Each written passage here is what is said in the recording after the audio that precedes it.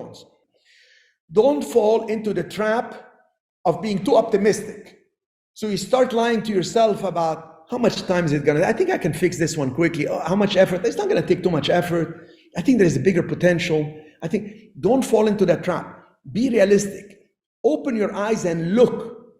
There is leaks. There are leaks. There is a floor that needs to be redone. All this, let's get the proper bids. Let's understand what you're doing. So don't fall into the trap to lie to yourself. You're the easiest person to fool is yourself. Don't fall in love with a property. Well, I say that, but I must admit, I do fall in love with some of my properties, but I fall in love more with the income than the property. Okay, the thing I fall in love with the property because a lot of the properties look nice. They are historic properties. But in San Francisco, for example, we make beautiful, every time my daughter, she's 16, she sees these properties, we're gonna sell this one. Oh my God, this is beautiful, we should keep this one. I said, no, we have a profit here. I gotta pay investors, we gotta roll the money to, why just pay off the investors and let's keep this one.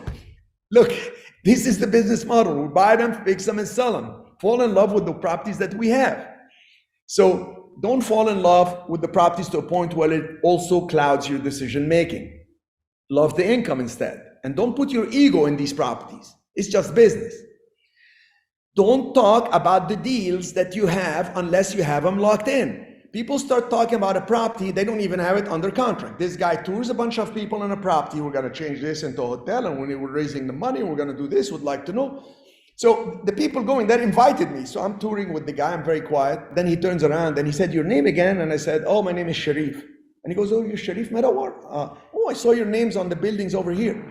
I said, oh, good, good. And when everybody left, he asked one of the people for my phone number, and the person texted me, the person that I know that invited me. So I called him. I said, yes, you were looking for me. He said, what do you think? Give me feedback. I know you have a YouTube channel and you're... And I said, first of all, do you have a fund set up? He said, no. Whoever is going to invest is going to be a partner.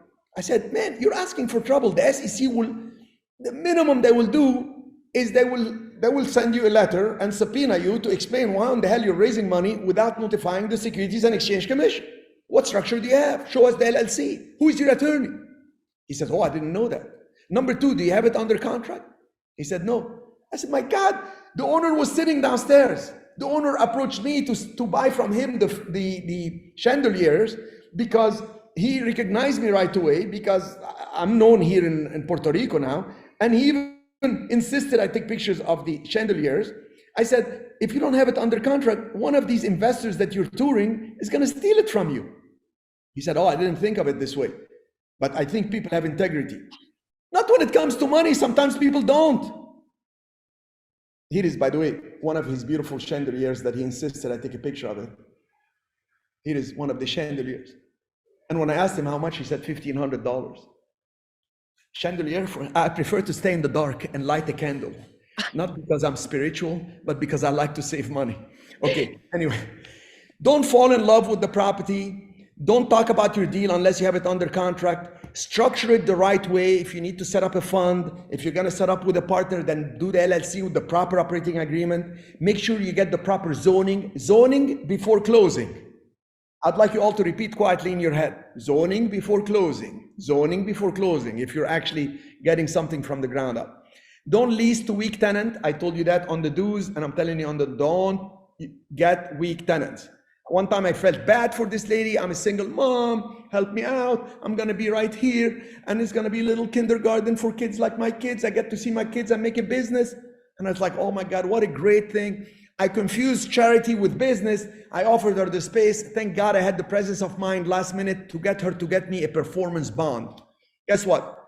I got the deposit first month. I never got any other payments from her. Even the insurance guy freaked out. He said, man, I don't know what to tell you. We can't even find her anywhere. She left a lot of nice stuff for kindergarten stuff, and she left. Weak tenant. Thank God the insurance stepped in and paid for her so I don't have to pursue her. Don't work without cash reserves. You cannot grow unless you are ready for a downside. What made me survive all kinds of situations in my life, I always have cash reserves. Now, interestingly enough, commercial loans now in all over the place are coming with cash reserves, even construction loans. I'm dealing with a couple banks in California, and they say, here is the loan. and this is the reserves we need. I love it. Anyway, I keep reserves. So now I work a deal with the bank. I said, you want a reserve? Yeah, it's not going to sit in your bank account in a saving that you block. I'll give it to you as a CD. Why? I can show the CD, even though they have it blocked. It shows the cash reserves. It's very powerful. It's beautiful. And don't be insulted when somebody makes you a low offer. I can't tell you how many people start with a low offer that's insulting. I flinch. I'm like, what? And how about the balance? You see, I don't get insulted and I kick them out. Don't put your ego on the table. Don't do that. All right. So you'll have to watch this one later to hear all the do's and all the don'ts. But let me tell you, when you have these formulas, I don't care where the market goes, you will make money because it's off of a formula, not off of the market vagaries and creativities that's going on.